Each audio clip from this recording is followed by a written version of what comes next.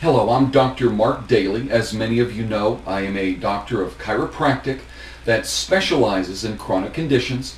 I graduated from Life College of Chiropractic from Functional Medicine University. I have advanced education in functional blood chemistry, functional endocrinology, the brain and neurotransmitters, and natural thyroid treatment. Up to this point, we've talked about the enteric nervous system, which is found in the lining of your gut. The fact that it's like a second brain. The fact that the enteric nervous system has over 100 million neurons, which is actually more than the spinal cord contains. We also spoke about the interconnection between the two brains and their dramatic effect on one another. We have just scratched the surface on this amazing system. We could go on, and it would surely glorify our wonderful Creator. I'm sure that those of you who are sick or know someone who is want to find out how the GI tract breaks down and what causes it to break down. Now, if you want to stay healthy, or if you're sick with a chronic condition, what I'm about to say will be of great value to you. As I mentioned earlier, one of the keys to good gut function is a healthy gut lining. Now remember, the gut lining not only has to absorb nutrients, ushering them into the bloodstream, it also has to keep foreign invaders from getting into the bloodstream. A healthy GI tract has tight intercellular junctions to prevent the absorption of bacteria, food antigens, and other mid-size and large molecule or molecular structures. During times of chronic inflammation or chronic stress, which increases cortisol production, the intestinal membrane may lose these tight junctions and allow the passage of antigens that are not small in molecular weight to get into the bloodstream. This may cause foods to be absorbed as polypeptides and proteins instead of the much smaller amino acids. This abnormal absorption will cause an inflammatory response to occur, which in turn will exaggerate the immune response. Now, this is very bad for those suffering with an autoimmune condition and can actually cause an autoimmune condition in some cases. It is really, really important that you understand that inflammation is the enemy. If your GI tract is inflamed, it cannot digest and break down food for nourishment, and it has trouble keeping out invaders. Moreover, as you'll soon see, it can affect your whole body.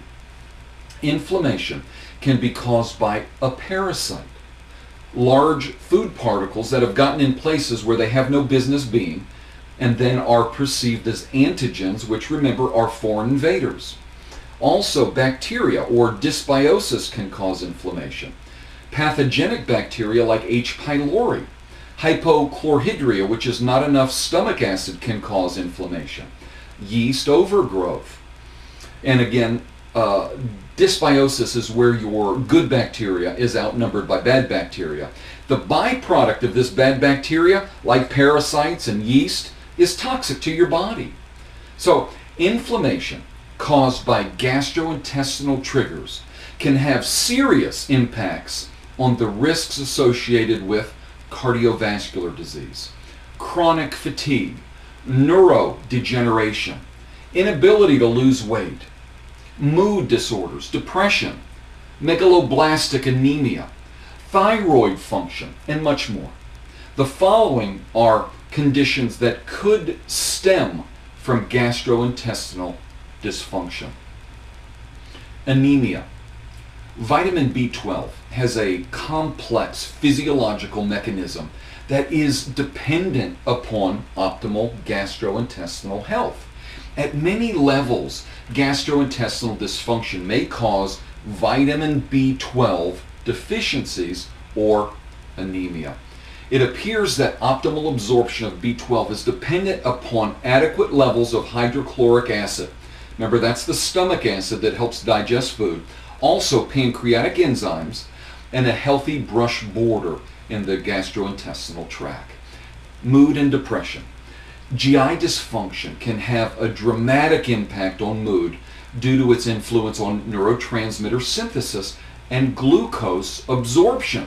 It should be noted that the enteric nervous system is responsible for producing 99% of the body's serotonin levels. The brain is responsible for only 1% of the total serotonin production. In addition, glycemic levels can be impacted if there is abnormal glucose absorption in the GI tract.